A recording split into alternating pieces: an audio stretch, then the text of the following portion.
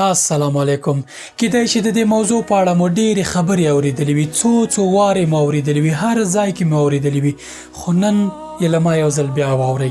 کیدای شي دا ځل الله پاک غواړي چې دې مهم کار ته ستاسې پام راواړوي، تاسې ته په دې کار باندې هدایت وکړي، خوشبخته مو کړي او ژوند مو بریالی شي. دا کار دومره مهم دی که دا ټوله دنیا یوې خواته په یوه تله کې کېږدئ او 2 رکعته د دې کار بله تله کې کېږدئ، نه دي سره مساوي، نه دي برابر. اوس به نو پوه شوي وي چې زه څه یادوم. لمونځ د یوه ضعیف مخلوق اړیکه ده له یوه پیاوړي خالق سره. له ځمکې د یوه کمزوري مخلوق اړیکه ده د اسمانونو او د ځمکې له خالق، د دې ټولو کائناتو له خالق الله عز وجل سره.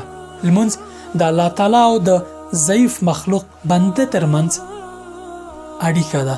هر ورځ یې تا ته 15 وخته موقع درکړې ده چې ته له دغه لوی خالق نه هر څه چې غواړې، که مرسته وي، که د ستونزو حل وي، یا کوم مشکلاتو نه وتلو لار وي، چې درته یې برابره کړي. لمونځ د دې لپاره نه دی فرض کړی شوی چې الله پاک ته کومه ګټه رسیږي، بلکې د دې لپاره چې ستا د طبیعت ته چې څنګه جوړ شوی یې، دا ستا ضرورت دی چې ته خپل خالق سره اړیکه ټینګه کړې.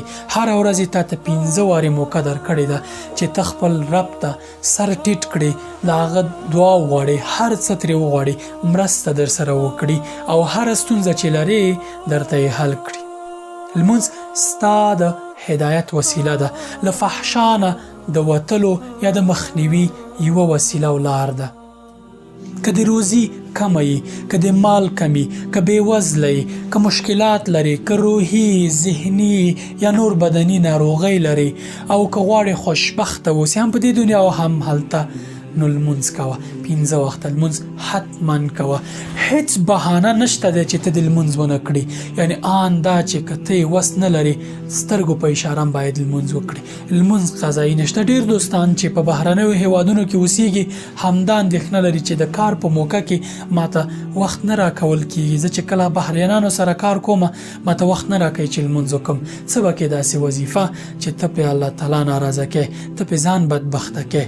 لمونځ د اسلام دویم تر ټولو مهم دویم رکن دی چې له کلمې وروسته هیڅ کار، هیڅ بهانه، هیڅ توجیه د دې وړ نشي کېدی چې ته دې په لمونځ پرېږدي.